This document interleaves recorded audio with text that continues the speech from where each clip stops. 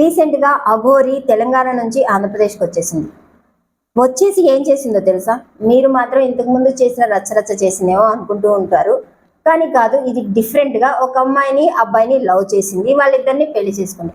అది కూడా అన్న చెల్లెల్ని లవ్ చేసి పెళ్లి చేసుకుంది. ఆ మ్యాటర్ ఇప్పుడైతే బాగా ట్రెండింగ్ లో ఉంది.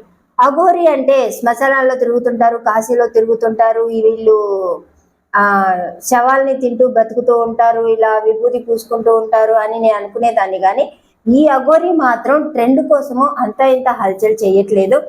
లాస్ట్ 4-5 months నుంచి ఈ అఘోరి చేష్టలు అంతా ఇంత కాదు.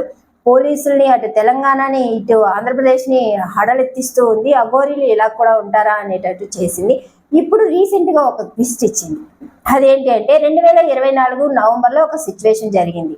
అదేంటంటే నవంబర్ 14వ తేదీన ఆ తెలంగాణ వాళ్ళందరూ తరిమేయడంతో ఆంధ్రప్రదేశ్కి వచ్చింది. విజయవాడ నుంచి వెళ్తూ ఉన్న టైంలో మంగళగిరిలో తనకి బ్రేక్ డౌన్ అయింది కారుకి.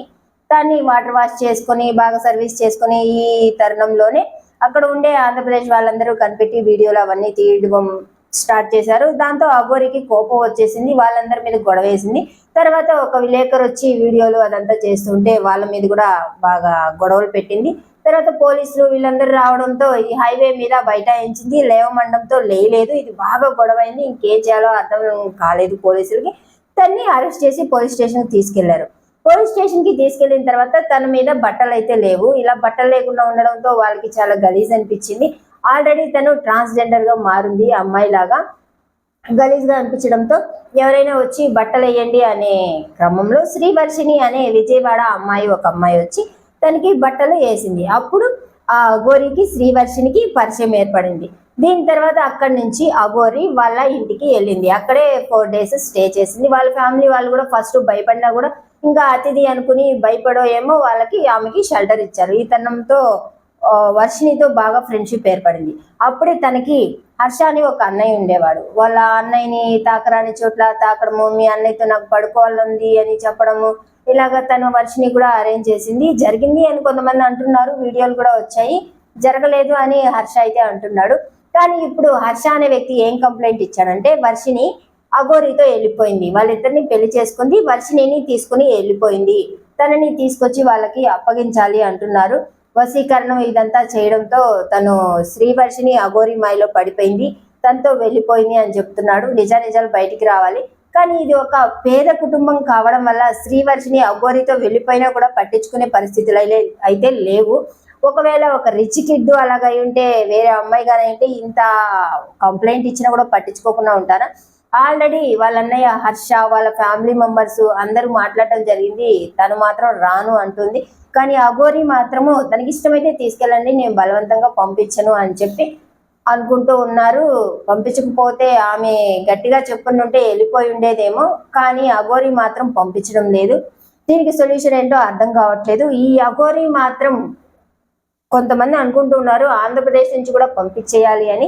ఈ అఘోరి మాత్రం ఫస్ట్ ఎలా వెళ్ళింది అంటే, తన పేరు శ్రీనివాసరావు, తంది కృష్ణలంక. అక్కడి నుంచి వాళ్ళ ఊరికి వచ్చారు సమ్ పర్సన్స్, 2 ట్రాన్స్జెండర్స్, ఒక మంత్రగత్తె వచ్చింది. చేతబడిలో వచ్చేసి బతుకుతుంటే వాళ్ళకి ఇంప్రెస్ అయ్యాడు ఈ శ్రీనివాసు. తర్వాత ఇంప్రెస్ అయిన తర్వాత చాటుగా చూస్తుంటే వాళ్ళు చూసి నీకు నేర్చుకోవాలని ఉంటే నేర్చుకో అని చెప్పారు. పక్కనే కూర్చోబెట్టి మంత్రాలు అవన్నీ నేర్పిస్తూ ఉండేవాళ్ళు.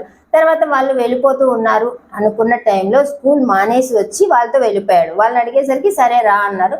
తర్వాత వెళ్ళిపోయారు. అక్కడ మంత్రాలు అది ఎలా ఉంటుంది అంటే, అఘోరీల దగ్గర వీళ్ళు అణిగి ఉండాలి, వాళ్ళు ఎలా చెప్తే అలా చేయాలి. ఒక 14 years 15 years అలాగే చేస్తూ వచ్చాడు. వాళ్ళకి అఘోరీలకి వీళ్ళు అసిస్టెంట్స్ గా జాయిన్ అయిన తర్వాత వాళ్ళకి ఎప్పుడైనా సెక్షువల్ మూడ్స్ అలా వచ్చినప్పుడు వీళ్ళు ఫుల్ఫిల్ చేస్తూ ఉండాలి. అలాగే చేస్తూ వచ్చాడు.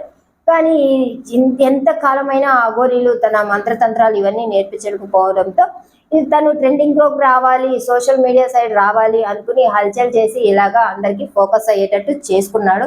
దానికి ఎవరైనా విలేకరులు వీళ్ళు ఏదైనా మంచి క్వశ్చన్స్ ఇవన్నీ అడిగితే కూడా దాన్ని స్కిప్ చేసి వెళ్ళిపోతూ ఉండడంతో ఇది అఘోరి కాదు, ఓన్లీ ట్రెండింగ్ ఇలాగా అందరినీ ఫోకస్ చేయడానికి ఇది అనుకున్నారు. మీకు వచ్చిన మంత్రాలు చేసి చూపించండి అని విలేకరులు అడిగినప్పుడు మీరు శ్మశానానికి రండి, కెమెరాలు ఆఫ్ చేసుకొని చేసి చూపిస్తానన్నారు. దాని తర్వాత ఫోన్ కూడా ఆఫ్ చేసుకున్నారు. ఇవన్నీ మీకు తెలిసిన విషయాలే. ఇప్పుడు అసలు శ్రీవర్షిని ఏం చేయబోతున్నాడు ఈ అఘోరి? హర్షాని ఫిజికల్ గా కూడా వాడుకున్నాడు, శ్రీవర్షిని కూడా వాడుకుంటున్నాడు. పెళ్లి ప్రేమ అంతా జరిగిపోయింది. ఆ పోలీస్ స్టేషన్ నుంచి వచ్చిన తర్వాత శ్రీవర్షన్తో బాగా చాటింగ్ చేస్తూ మంచిగా మాట్లాడుతూ ఎప్పుడు కాల్స్లో ఉండేది. చివరికి ఇలా చేసింది. వాళ్ళ తల్లిదండ్రులు అయితే ఏం చెయ్యాలో అస్సలు అర్థమే కావట్లేదు. కంప్లైంట్ల మీద కంప్లైంట్లు ఇస్తున్నారు. వాళ్ళకి న్యాయం జరగాలని కోరుకుంటున్నాము. ఇలాంటి మరిన్ని వీడియోస్ కోసం నా ఐడిని సబ్స్క్రైబ్ చేసుకోండి. వీడియో నచ్చినట్టయితే లైక్ చేయడం మాత్రం మర్చిపోవద్దు.